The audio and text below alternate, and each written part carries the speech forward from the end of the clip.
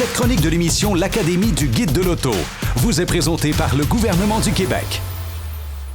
Cette semaine, Julie magasine un véhicule pour son neveu, un jeune homme de 27 ans qui débute sa carrière. Et comme plusieurs personnes de sa génération, pour lui, la nature, c'est tellement important. Et il veut tout de suite faire un impact sur l'environnement. Oui, puis c'est une des premières choses qu'il m'a demandé, c'est de fouiller du côté d'un véhicule 100% électrique. Bien, il a bien raison, parce qu'acheter une voiture électrique, c'est un choix qui est intelligent et stratégique. Et en plus, c'est bien aligné sur la stratégie du gouvernement provincial qui vise à réduire les émissions de gaz à effet de serre, notamment grâce à la voiture électrique.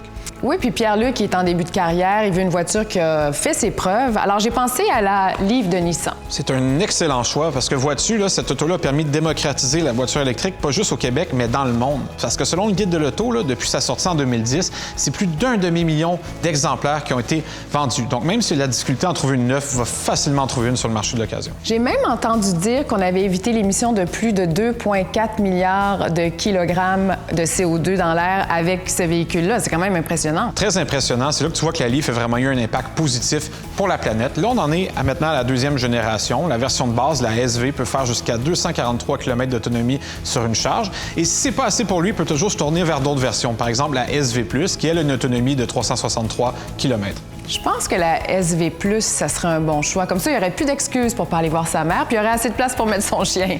Non, effectivement. Puis en plus, grâce au fait que c'est une voiture électrique, on estime qu'il va pouvoir sauver jusqu'à 2 800 $ par année en frais énergétiques. C'est une belle somme, ça, pour un jeune qui commence en carrière. Effectivement.